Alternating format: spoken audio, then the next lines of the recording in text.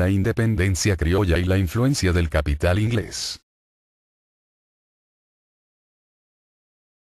Las guerras de independencia en el Perú no fueron hechos aislados, sino parte de un proceso mundial, puesto que estaban relacionadas con la revolución industrial que los países capitalistas desarrollaban y con la pugna entre los liberales y los absolutistas en el campo político.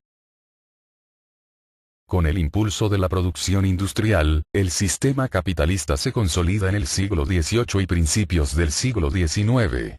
Las empresas europeas empezaron a requerir materia prima para transformarla en sus fábricas con el trabajo explotador de miles de obreros y el uso de máquinas. Inglaterra era una gran potencia industrial, gobernada bajo el sistema de monarquía constitucional de carácter burgués. Apoyó movimientos liberales como la rebelión de los criollos en el Perú contra la corona española. También promovió logias y financió las campañas de Simón Bolívar, quien llamaba a la potencia capitalista la mano amiga que América del Sur necesitaba. No es casual que José de San Martín pidiera préstamos a este país europeo y que además propugnara que el Perú debía asumir el sistema de monarquía constitucional, ya que decía que los peruanos son inmaduros en la política.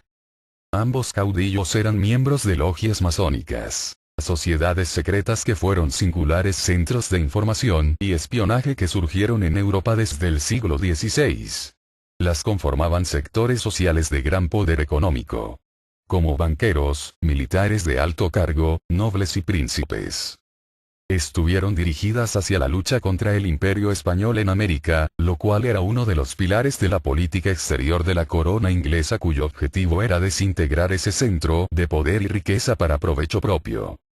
La más famosa de las logias de la época fue la de los Caballeros Racionales, con sede en Cádiz y Londres. Desde esta última la dirigía Francisco Miranda.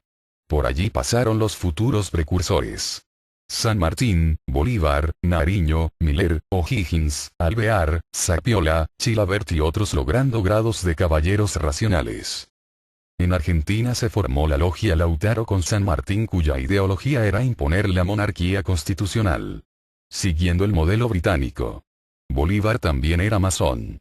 Estaba afiliado a la logia londinense dirigida por Miranda. Predicaban los masones después de sus ritos la filantropía, la solidaridad y la libertad, principalmente en la esfera del comercio, favoreciendo la penetración económica y cultural de Inglaterra. Los mismos criollos de Buenos Aires, Valparaíso y Caracas pretendían separarse de España para poder desarrollar con autonomía su propio comercio y dirigir sus exportaciones. En consecuencia vieron al Perú como un escollo, pues había allí criollos fidelistas, tropas realistas y un virrey dispuesto a acabar con los rebeldes. El virrey Abascal anuló a Belgrano de Buenos Aires, a las juntas de gobierno de Chuquisaca, Santiago y Quito. Por eso las campañas libertadoras del sur y del norte apuntaron al Perú, pero no lo hacían por cuestiones de solidaridad o apoyo, sino por sus intereses económicos y políticos. Las corrientes libertadoras del sur y el norte fueron campañas político-militares que tuvieron como objetivo principal destruir el centro del poder político y militar español en Sudamérica, es decir, el virreinato del Perú. Estas campañas militares partieron desde dos de los centros comerciales más importantes, Caracas y Buenos Aires, los cuales habían alcanzado notable desarrollo económico, debido a factores internos como crecimiento agropecuario, artesanal y cultural en la región, y a factores externos como reformas borbónicas y comercio con otras potencias europeas aparte de España. Las reformas borbónicas posibilitaron la apertura de más puertos comerciales, rompiendo con ello el monopolio que ostentaba Lima durante los siglos XVI y XVII. Pero este desarrollo comercial alcanzado por Caracas y Buenos Aires estaba supeditado a Inglaterra, país donde se inició la revolución industrial, la que proporcionaba mercancías para venderlas desde las ciudades ya mencionadas a toda Sudamérica, formándose así una especie de burguesía en Caracas y Buenos Aires. Estas burguesías se hallaban en un gran dilema.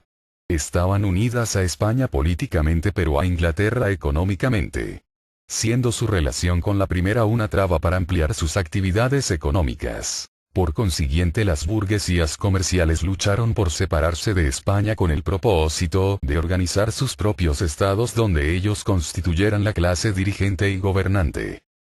Por otro lado, en las colonias sudamericanas de España existían hacendados y latifundistas que descendían de la nobleza andina que estaban ligada política y económicamente por la corona. Esta clase social, ligada a la tierra, se enriquecía mediante la servidumbre indígena y la esclavitud.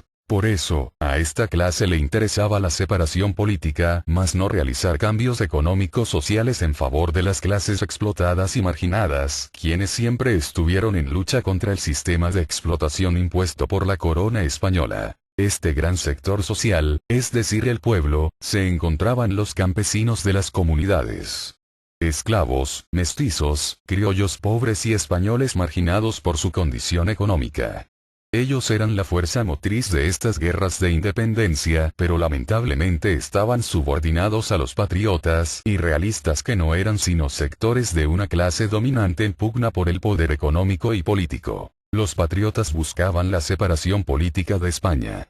Los realistas querían continuar con la subordinación económica y política a la corona española y mantener el mismo sistema de explotación ya que tenían los intereses afines.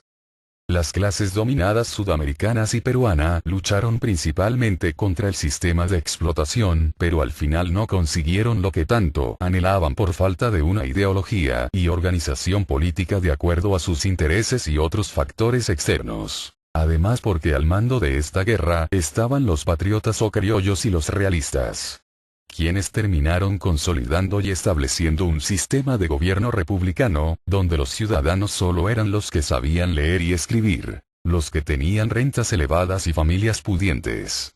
El pueblo quedó marginado de todo beneficio ya que no cambiaron significativamente las relaciones sociales de explotación colonial como los latifundios, llanaconajes, pongaje, esclavitud, entre otros.